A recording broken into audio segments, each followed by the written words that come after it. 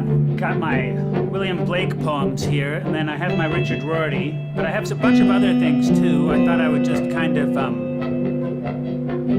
maybe do piecing a little bit today. We'll see. We'll see what happens.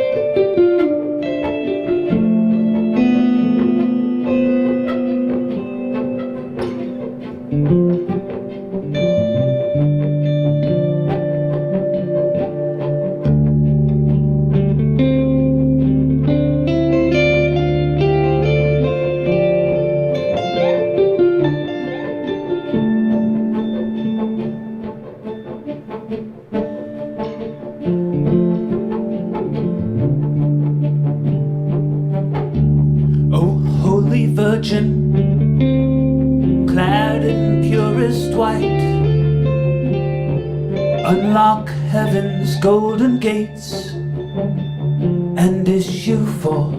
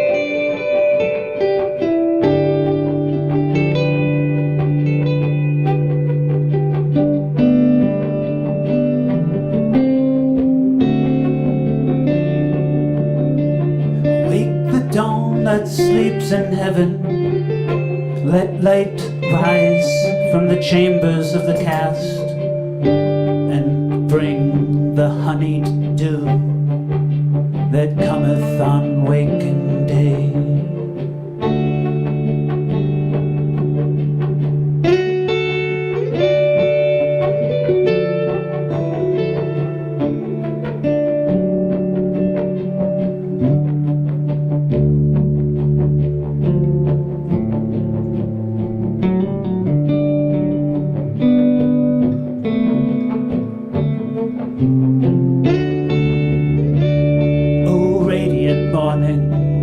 Salute the sun, roused like a huntsman to the chase, and with thy buskined feet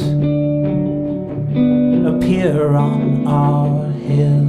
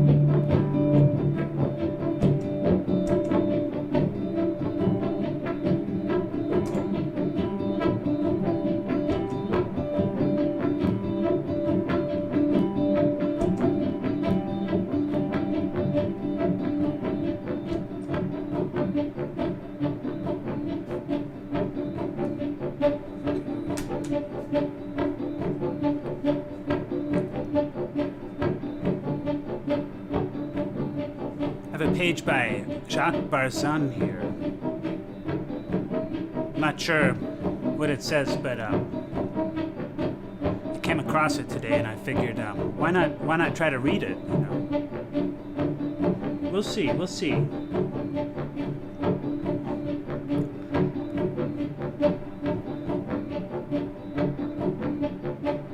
kind of nice, actually.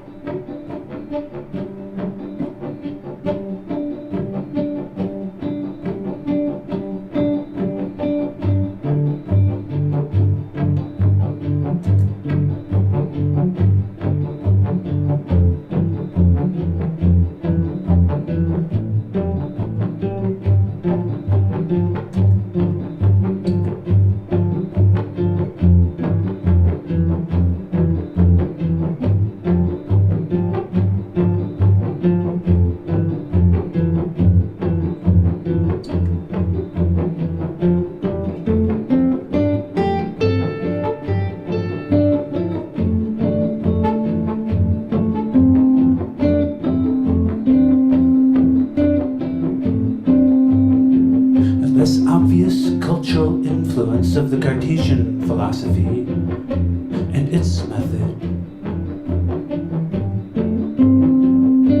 has been to promote faith in reason.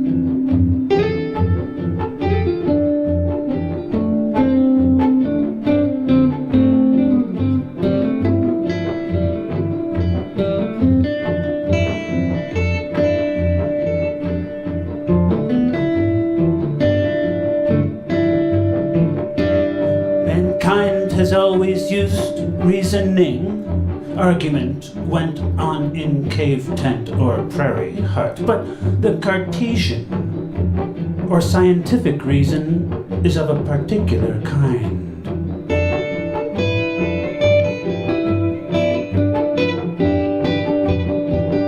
Like geometry,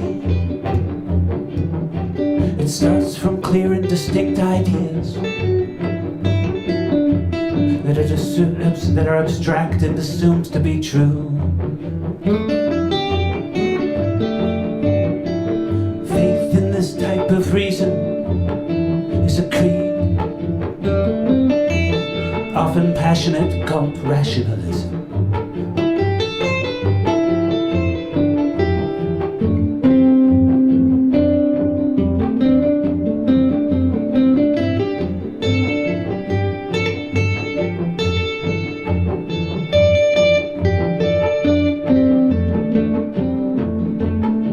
It differs from the workaday use of our wits by its claim that analytical reasoning is the sole avenue to truth.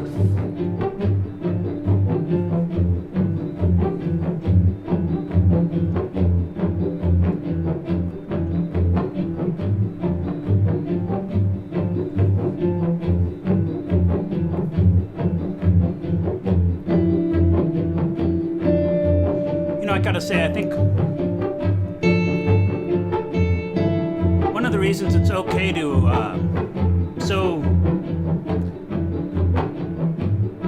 often bully our dear friend reason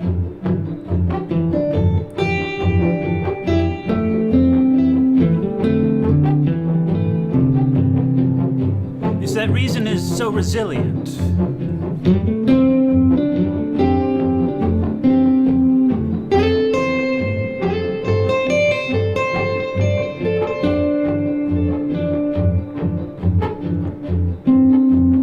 Reason waits.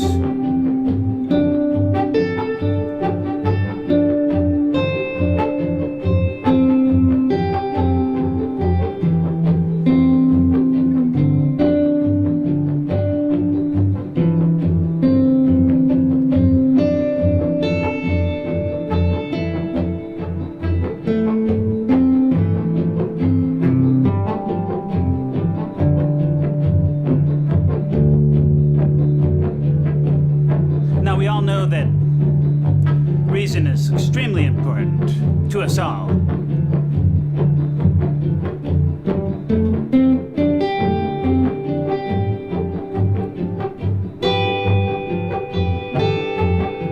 For life is not mere data accumulation.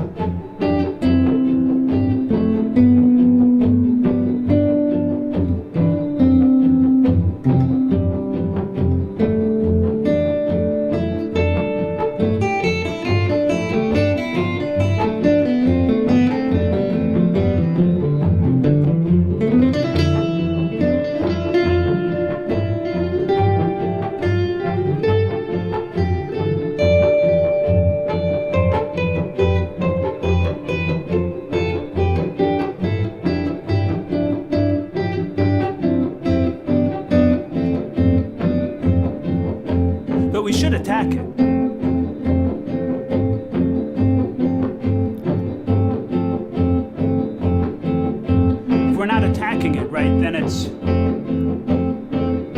then suddenly it's not the resilient thing anymore.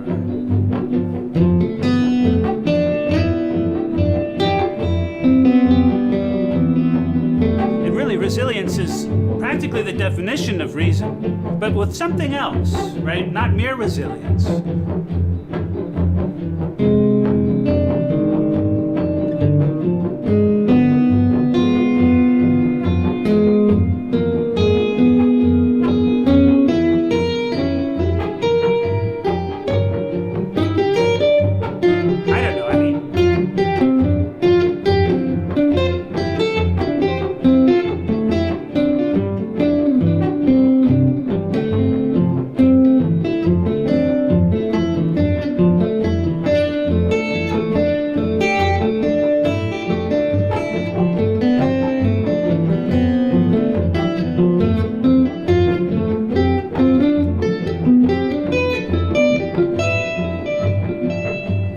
Derek Bailey, the musician.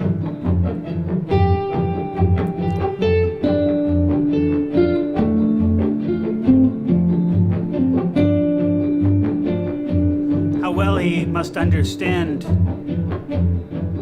the subject to be able to stay in the margins.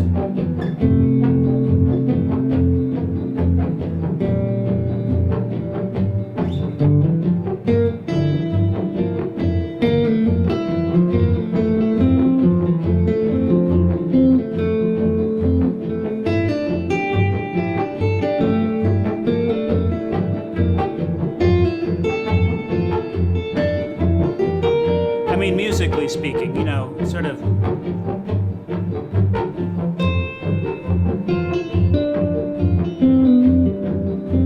like Derek Bailey is the monk who adds the illustration on page 237 that later scholars, generations later, perhaps even some future intelligence reaches back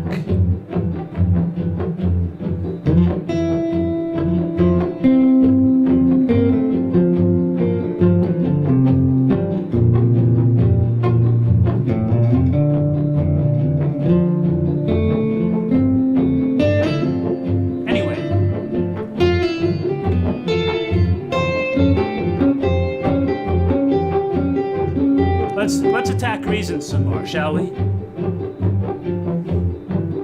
Or it could be a setup, but I don't think so. Something about the tone, right?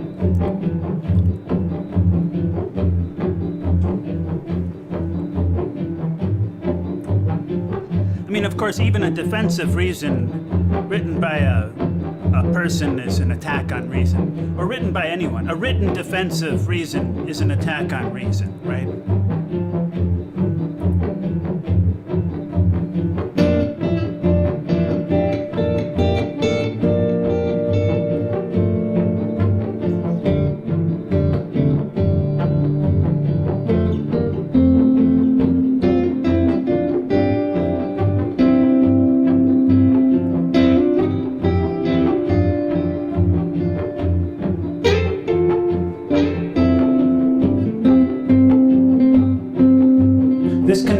Is one that is being questioned today, and not for the first time.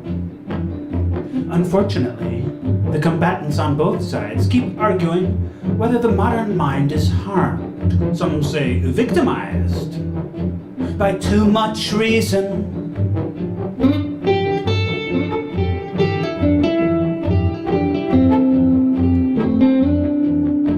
The attackers holding that science and numbers are not the only truth. The defenders resorting to that if reason is given up, intellectual anarchy and wild superstition will reign.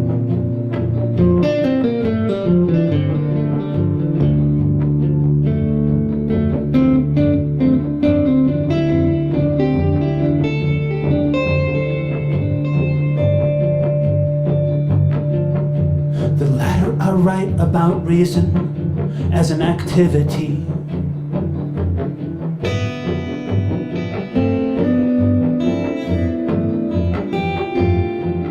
Reasoning, the former are right about rationalism, the dominance of a particular form of reason and its encroachment where it does not belong.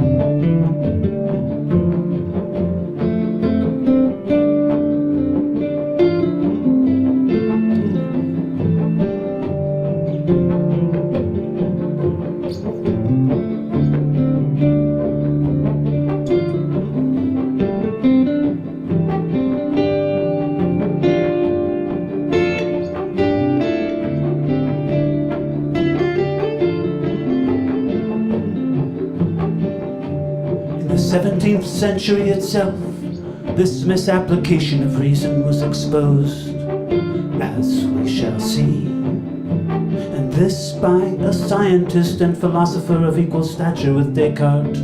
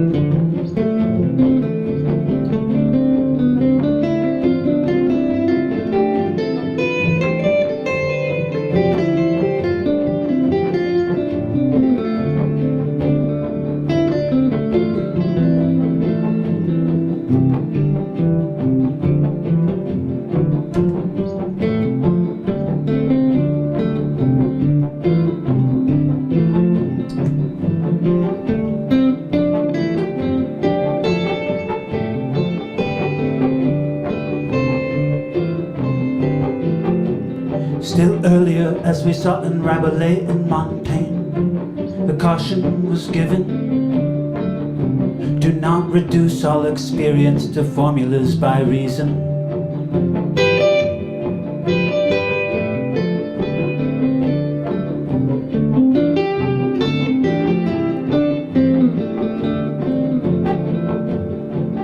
Leave room for impulse and intuition, those acts of the whole being that are often called nature, or again the heart.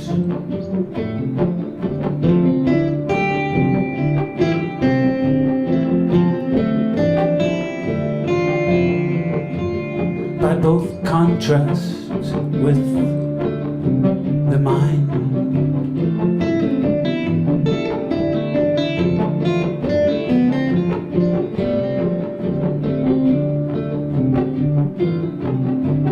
Leave room for impulse and intuition, those acts on the whole being that are often called nature, or again the heart, both by contrast with the mind.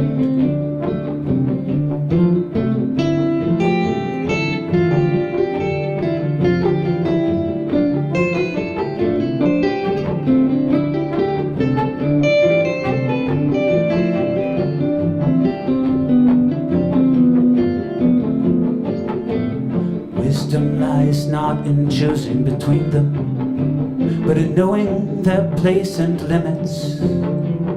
That is the great difficulty.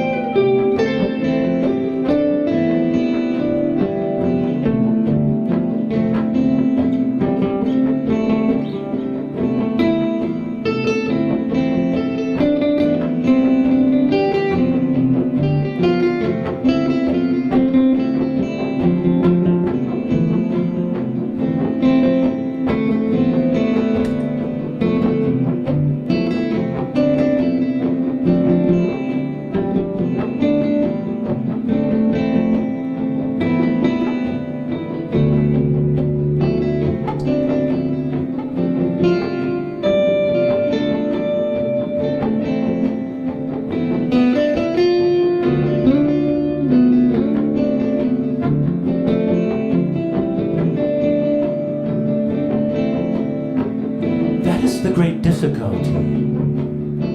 The more science proves its worth, the harder it is for nature or the heart to feel free. Reason should guide, all moralists agree. But as others point out, mind is not separate from heart. The astute Chinese have a character for heart and mind. They perceived that the urge to reason is itself a drive from the heart, which explains why rationalists are often fanatics.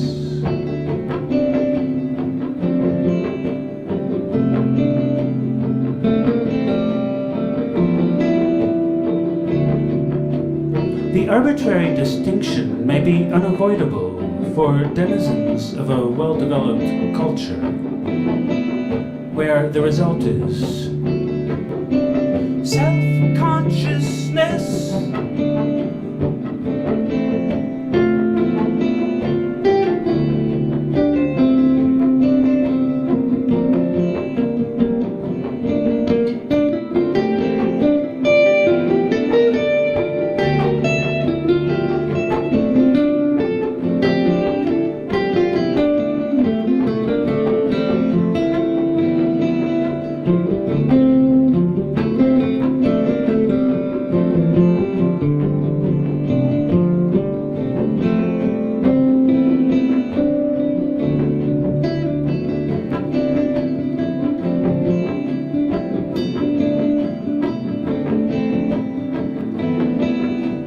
Okay, so middle way. I'm into the old middle way. I gotta say, the punctuation in this document is quite odd. You know, hyphens or dashes.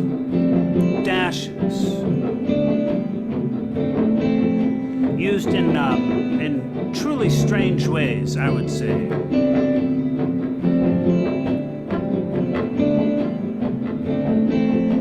Always here to report on the typographical oddities of the text. Anyway, that's Jacques Barzun. I don't know, I mean...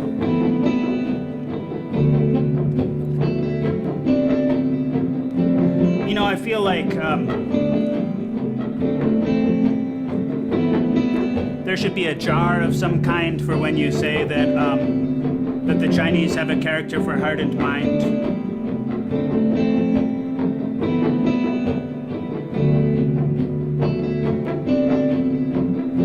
Like a swear jar.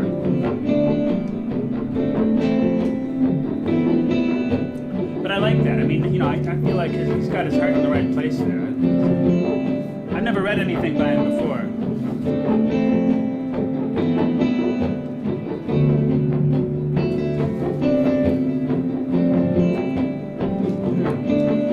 Okay, I want to do like some poetry now.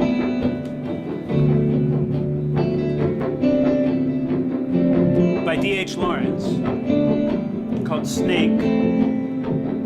I've actually read this one before, but I don't remember it.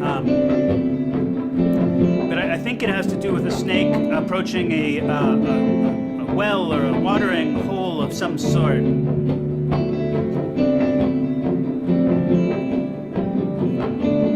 In which case, the biblical imagery is rife. Let's leave it at that. Its rifeness is indisputably placed.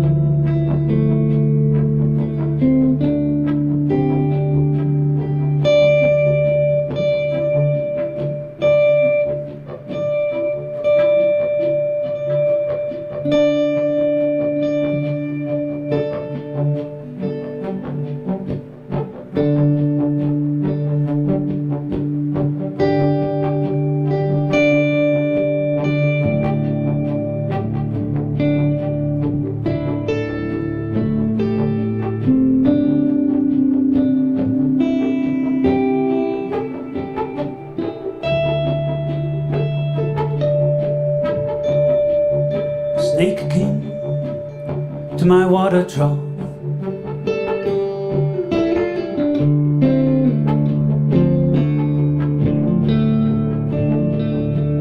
On a hot day,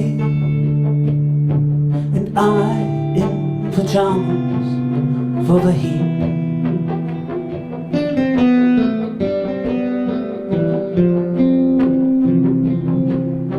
To drink there.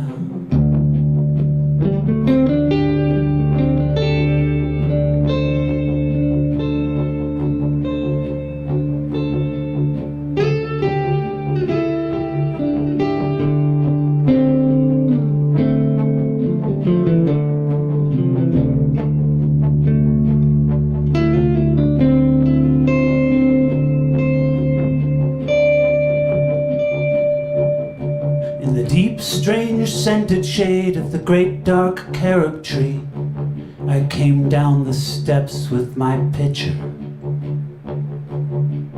and must stand and wait, for there he was, at the trough before me.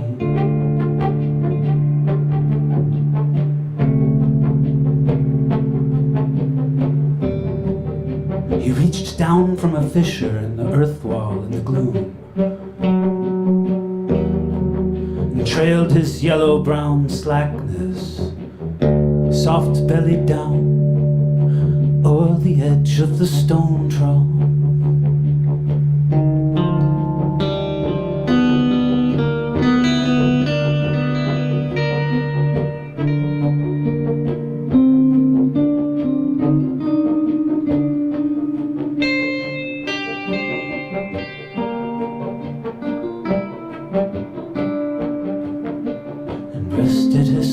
on the stone bottom where the water had dripped from the tap in a small clearness.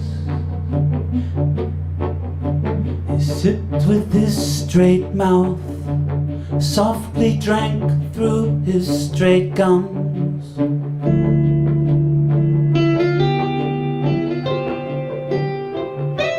Into his slack long body, silently.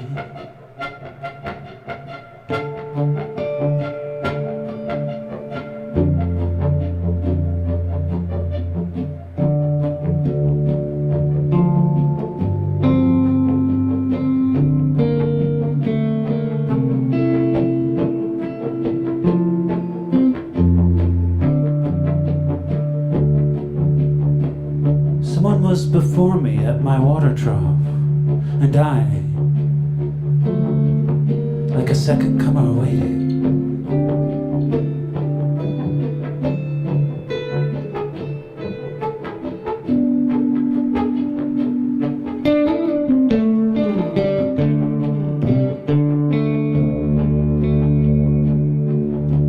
Someone was before me at my water trough, and I, like a second comer, waited.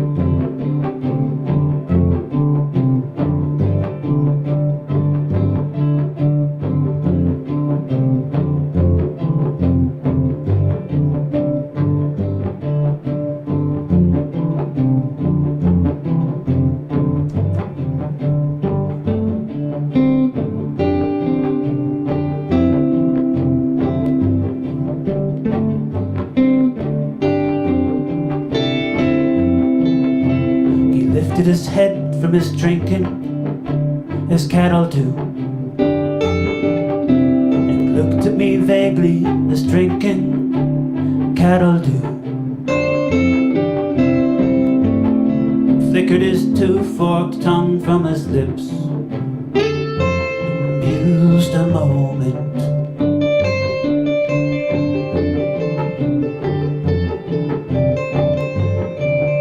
And stooped and drank a little more.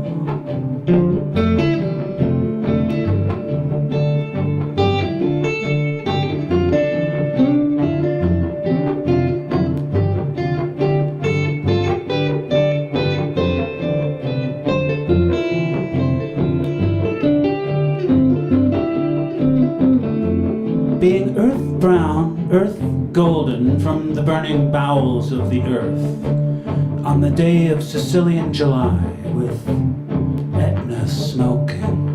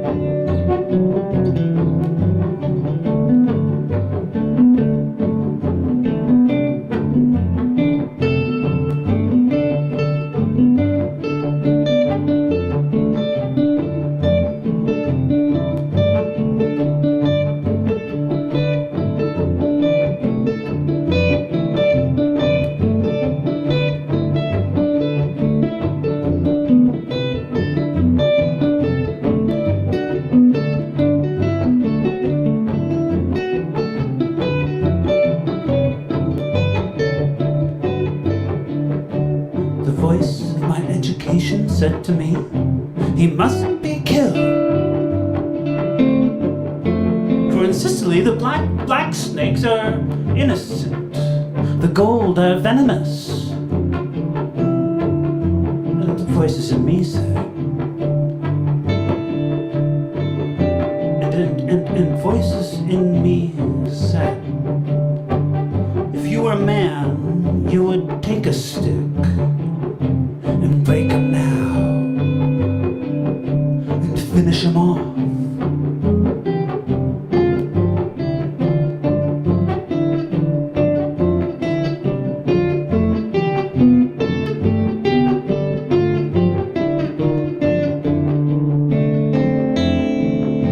But must I confess how I liked him, how glad I was he had come like a guest in quiet to drink at my water trough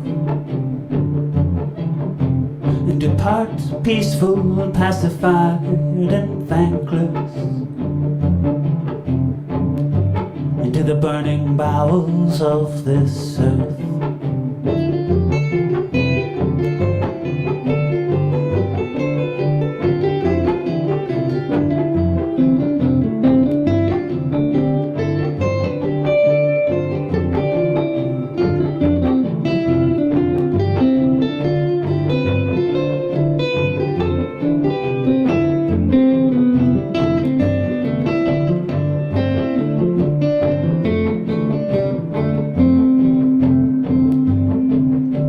Was it cowardice that I dared not kill him? Was it perversity that I longed to talk to him? Was it humility to feel honored? I felt so honored. And yet those voices, if you were not afraid, you would kill him.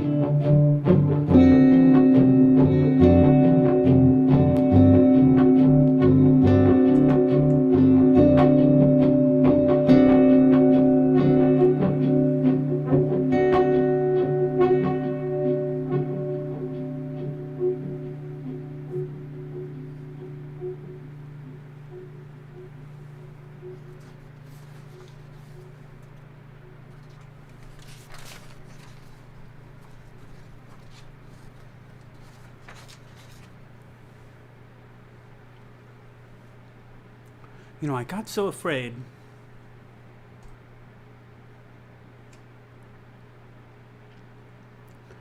I decided to just take a little pause here. No, not for real. I'm pretending. Well, a little bit afraid. something happened. Something happened. Because I did suspect there was a whole nother page, but something told me it was time to pause. So next time we'll go forward with D.H. Lawrence's poem Snake, which I'm actually really excited to keep reading, and so I hope you'll join along. If you're happening, perhaps you're somebody in the future, because for me it's right now. But given the nature of the activity I'm engaged in, perhaps you, the dear listener, watcher, dear reader, will be in the future. In which case, thanks for continuing forwards. And next time you'll get to, if you click onto the next one, if you keep the watch going, then. I'm not going to promise, but I am going to. I'm going to expect that I'll continue with this poem on the next one, and that goes for those of you perhaps watching right now as well. We'll keep doing this. Well, I'll keep doing this, and yes, and that's. This is actually a really good poem.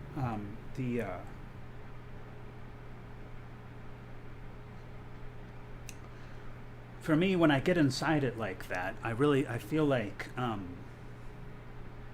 really start thinking about that snake there. I felt like there was a pretty scary snake drinking that water. Not really like cattle. I mean, I guess it was really the motions that he was doing that were cattle-like. I suppose it's like, you see an animal at a water trough, and so you kind of associate it with, you compare it to cattle, I guess. But, anyway. A cow at a water trough could also be really quite frightening, though. Anyway, so, thanks.